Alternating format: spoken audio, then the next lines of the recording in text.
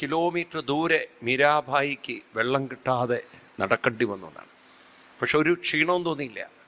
ഗോവിന്ദ് മേരോഹേ ഗോപാല മേരോഹേ എന്ന് പറഞ്ഞുകൊണ്ട് ശ്രീകൃഷ്ണനെ സ്തുതിച്ചുകൊണ്ടും കീർത്തിച്ചുകൊണ്ടും ഒരു 4-5 കിലോമീറ്റർ നടന്നപ്പോഴേക്കും ദേവിയുടെ കൂടെ അനേകായിരം ആളുകൾ ഭജന പാടാൻ.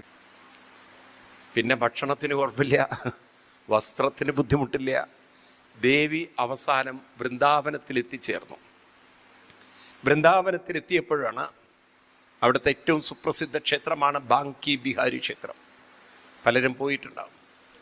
ആ ക്ഷേത്രത്തിൽ ദേവിയോട് എല്ലാവരും പറഞ്ഞു ദർശനത്തിന് പോവാമെന്ന്. പക്ഷെ ഒറ്റ കുഴപ്പമുണ്ട്, സ്ത്രീകൾക്ക് പ്രവേശനമില്ല. ദേവിയെ തടുത്തു, കയറാൻ പറ്റില്ല. അപ്പം ദേവി ചോദിച്ചു, അതെന്താ സ്ത്രീകൾക്ക് ഇവിടെ കയറാൻ പറ്റാത്തതെന്ന്. അപ്പം അങ്ങനെയാണ് ഇവിടുത്തെ ഒരു നിയമം. ഇതാരാ ഉണ്ടാക്കിയത്? അപ്പം ഇവിടുത്തെ പ്രധാന പൂജാരി, അദ്ദേഹത്തോട് ചോദിച്ചാലേ അറിയും. പറഞ്ഞു, പുരുഷം പൂർണ്ണമേവ, ഒരു പുരുഷനേ ഉള്ളൂ, അത് പൂർണ്ണതയാണ്. ബാക്കിയെല്ലാം വാസനയിൽ കുടുങ്ങിക്കിടക്കുന്ന ജീവന്മാരാണ്, അതെല്ലാം സ്ത്രീകളാണ്. അവിടുന്ന് എങ്ങനെ പുരുഷനായത്? പിന്നെ അങ്ങോട്ടുണ്ടല്ലോ, ഗോസ്വാമി വീണ് നമസ്കരിക്കുകയാണ്, കൂട്ടിക്കൊണ്ടുപോകണം അകത്തേക്ക്. കാരണം കൃഷ്ണനല്ലാത്തൊരു പുരുഷൻ, പൂർണ്ണതയുള്ളവനാണ് പുരുഷൻ എന്ന് വേദശാസ്ത്രത്തിലെ വേദാന്ത തത്വം പഠിപ്പിച്ചു കൊടുത്തു.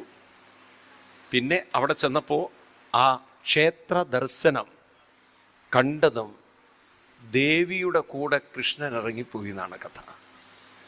ഈ പൂജാരി ഓടിച്ചെന്ന് വാതിലടച്ചു കളഞ്ഞു. അല്ലെങ്കിൽ കൃഷ്ണൻ ദേവിയുടെ കൂടെ ഇറങ്ങിപ്പോയിട്ടുണ്ടാവുന്നു. ഇന്നും ക്ഷേത്രത്തിൽ പോയാൽ നിങ്ങൾക്ക് കാണാം. ക്ഷേത്രത്തിൽ കണ്ടിട്ടുണ്ടോ? ആരെങ്കിലും പോയിട്ടുണ്ടോ? അവിടെ നിങ്ങൾക്ക് കാണാം. കാണുമ്പോഴേക്കും അവിടുത്തെ പൂജാരി കർട്ടൻ ഇങ്ങനെ വലിച്ചും താഴ്ത്തിയും കൊണ്ടിരിക്കും. കാരണം എന്താണെന്ന് ചോദിച്ചു കഴിഞ്ഞാൽ, ഭക്തൻ്റെ കൂടെ കൃഷ്ണൻ ഇറങ്ങിപ്പോകുന്നതാണ്. അതിനുശേഷം പിന്നെ അങ്ങനെ ഒരു ഭക്തൻ വന്നിട്ടില്ല ഓണം.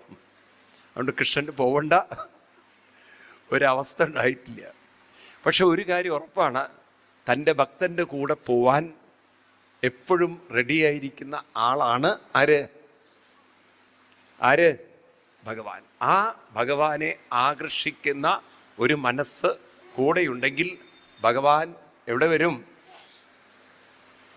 എൻ്റെ കൃഷ്ണ എന്നും പറഞ്ഞാൽ അങ്ങോട്ട് ഓടണ്ട. എങ്ങോട്ട് വരും? ഇങ്ങോട്ട് വരും. ഭീഷ്മരുടെ അടുത്തേക്ക് ചെല്ലുന്ന കൃഷ്ണൻ അല്ലേ? ഉണ്ടോ?